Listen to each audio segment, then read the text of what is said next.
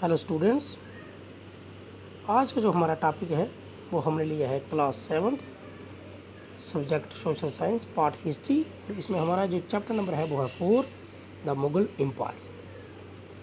Mughal empire mean मुगलों का साम्राज्य। Let's begin. Ruling as large a territory as the Indian subcontinent with such a diversity of people and culture was an extremely difficult task for any ruler to accomplish in the Middle Age. Quite in contrast to their predecessor, the Mughal created an empire and accomplished but had hitherto seemed possible for only short period of time.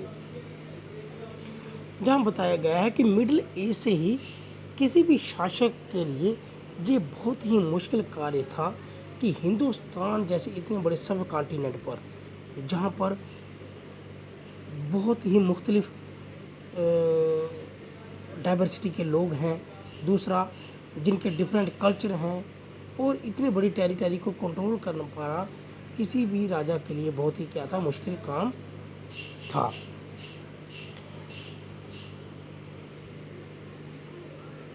अपने predecessor के contrast उलट में the Mughal created an empire, Mughal ने एक empire create किया और धीरे धीरे थोड़े से शॉर्ट पीरियड में ही उसने अपना एम्पायर क्या कर लिया, दूर दूर तक फैला दिया था। From the latter half of the 16th century they expanded their kingdom from Agra and Delhi until in the 17th century by control. 16वीं शताब्दी के मिडल से जो मुगल थे, इन्होंने दिल्ली और आगरा से अपने राज्य का विस्तार शुरू किया और 17वीं शताब्दी में लगभग संपूर्ण जो पूरा सब कॉन्टिनेंट था उस पर अधिकार कर लिया था। They imposed structure of the administration and idea of governance that outlasted their rule, leaving a vertical legacy that succeeding rulers of subcontinent could not ignore. उन्होंने जो एडमिनिस्ट्रेशन बनाया था, जो उनका प्रशासन का ढांचा था, जो शासन या रूल संबंधी जो उनके विचार उन्होंने जो लागू किए थे, वो उनके पतन के बाद भी, पतन मीन उनकी गवर्नमेंट, उनकी हुकूमत के बाद भी जितने भी राजा आए उनके लिए वो मैसेज बन गए, यानी कि उनके लिए एक रूट बन गए। जो भी उनके बाद सक्सीड राजा आए, उन्होंने भी उनके ही एडमिनिस्ट्रेशन को क्या किया, सराहा था, उनको अपनाया था। Today, the Prime Minister of India addresses the nation from the rampart of the Red Fort in Delhi, the residence of Mughal Emperor and Independence Day.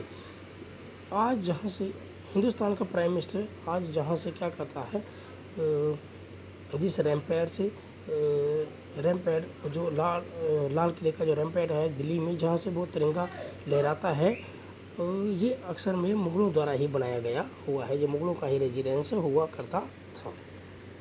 Who were the Mughal. अब हम पढ़ेंगे कि मुगल कौन थे। The Mughal were descends of true lineage of rulers from the mother side, they descenders of Genghis Khan, ruler of Mongol tribes China and Central Asia. From their father side they were successor of Timur, the ruler of Iran, Iraq and modern day Turkey. कहता है जो मुगल थे वो दो राजवंश जो थे, वो जो मुगल थे वो दो राजाओं के यानी कि वंश थे, दो मशहूर राजाओं के वंश थे माना जाता है उनको।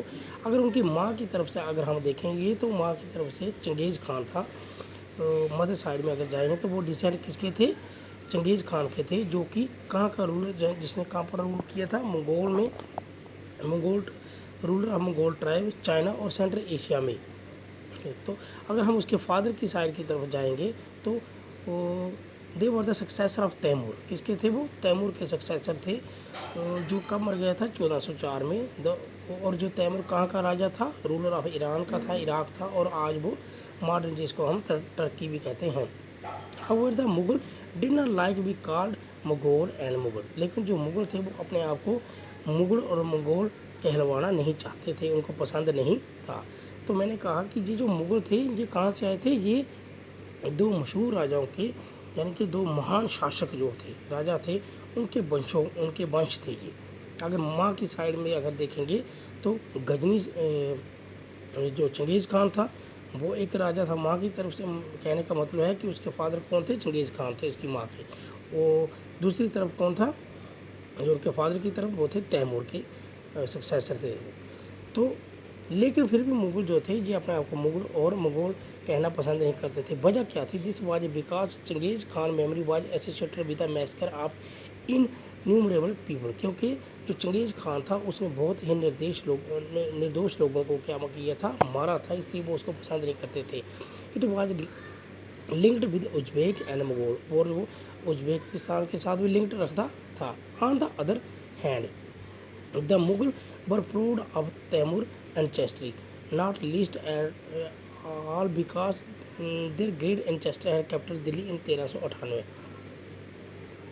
दूसरी तरफ क्या था कि ऑन द अदर हैंड, अगर दूसरे मायने में देखेंगे तो वो तैमूर को अपनी क्या मानते थे, धरोहर मानते थे। जो तैमूर था वो उस पर उनको प्राउड था, क्योंकि उसने ही दिल्ली पर सबसे पहले क्या किया, क्योंकि उसने ही दिल्ली पर बहुत देर तक कब्जा किया था। कब? 1398 में। अब ये जो पिक्चर है इसमें दिखाया गया है कि कैसे तैमूर जो मुगल शासक था वो कैसे बैठा है, और उसके पीछे जितने सारे मुगल बादशाह हैं वो बैठे हैं। तो तैमूर इस पिक्चर में अपने आप को शो कर रहा है कि कितने बड़े वो अपने वंश को वो शो कर रहा है और दिखा रहा है कि उसकी कितनी पावर थी और कितने मुगल उसके साथ थे, कितना वो पावरफुल शासक था। नेक्स्ट है Mughal military campaign. Mughal military campaign जो था, जो मुगलों का सैनिक अभियान था वो किस तरह का था, तो इसमें हम पढ़ेंगे Babur the first Mughal emperor. अब मुगलों का जो पहला एम्परर था वो कौन था? बाबर था। वो 1526 से लेकर 1530 तक था। Succeeded to the throne of Fergana in 1494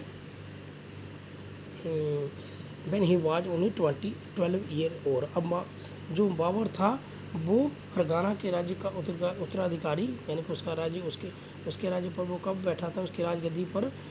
Fergana जो जगह का नाम है वो 1494 में बैठा था।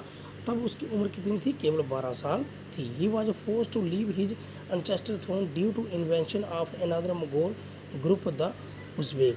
अब मुगलों का जो दूसरा ग्रुप जिसको हम उज़्बेक कहते हैं, उसकी वजह से उसके आक्रमण की वजह से, जहाँ उसके विद्रोह की वजह से उसको अपनी राजगद्दी छोड़नी पड़ी थी। किसको? बाबर को। After years of wandering the seize in Kabul in 1504, in 1526 he defeated the sultan in Delhi Ibrahim Lodi at Panipat and captured Delhi and Agra. तो कहने का मतलब है अनेक वर्षों तक, बहुत देर तक क्या हुआ, वर्षों तक भटकने के बाद उसने 1504 में क्या किया, काबुल पर अपना कब्जा कर लिया। उसके बाद उसने 1526 में दिल्ली के सुल्तान इब्राहिम लोदी को पानीपत में हराया और दिल्ली और आगरा को अपने कब्जे में लिया था। किसको लिया था? दिल्ली और आगरा को। Table 1 chart some of the major campaign of the Mughal. जो टेबल 1 है ये दिखाता है कि जो मुगलों ने जो कैंपेन अभियान चलाए हैं किस तरह के थे। Study it carefully and see if जो नोटिस है, अब हम इसे केयरफुली पढ़ेंगे और देखेंगे। You will make notice for example the Afghan were an immediate threat of Mughal dynasty. जो अफगान थे वो मुगलों के लिए इमीडिएट थ्रेट था, खतरे की घंटी थी। Note the relationship between the Mughal and the Ahom. इसमें हम ये भी देखेंगे कि मुगलों के साथ किन के ताल्लुकात थे, मुगलों के रिलेशनशिप बिटवीन मुगल और अहोम के बीच, सिखों के बीच। सी आल्सो चैप्टर नंबर 7 में हम देखेंगे सिखों के साथ उनके ताल्लुकात कैसे थे, एंड द मेवर एंड मारवाड़ के साथ उनके साथ किस तरह के ताल्लुकात थे। How was Humayun relationship with Safavid Iran different from Akbar. अब जो हुमायूं के रिलेशनशिप थे सफाविद ईरान के साथ, वो अकबर से किस तरह अलग थे। Did the annexation of Golconda and Vijayapur अंग्रेज रियान and hostility in the Deccan. तो इन सब बातों को हम क्या पढ़ेंगे, इस चैप्टर में पढ़ेंगे कि उनके रिलेशन उनके साथ किस तरह के, सिखों के साथ किस तरह के थे, फिर अहोम के साथ किस तरह के थे, और अकबर और हुमायूं के रिलेशन किस तरह के थे। तो इस टेबल 1 में हम देखेंगे सबसे पहले बाबर। अब बाबर ने कहाँ से कहाँ तक हुकूमत की, जो शासन किया उसने वो किया उसने 1526 से लेकर 1530। 1526 ही डिफीटेड इब्राहिम लोडी, उसने इब्राहिम लोडी को हराया और अफ़गान और जो उसके सपोर्टर थे उनको भी हराया था, कहाँ, पानीपत में, ये बाबर ने। दूसरा 1527 में डिफीटेड राणा संगा, उसने 1527 में राणा संगा को हराया। राजपूत रूलर एंड जो उनके साथी थे उनको भी हराया था कहोना में। 1528 में defeated the Rajput and Chanderi, और 1528 में उसने राजपूतों को हराया था कहाँ पर, चंदेरी में। Establish control over Agra and Delhi before his death, और मरने से पहले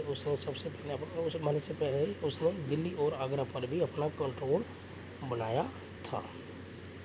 उसके बाद है हुमायूं, उसके बाद है अकबर, और फिर है जहांगीर शाहजहां। ये सब हम नेक्स्ट वीडियो में पढ़ेंगे।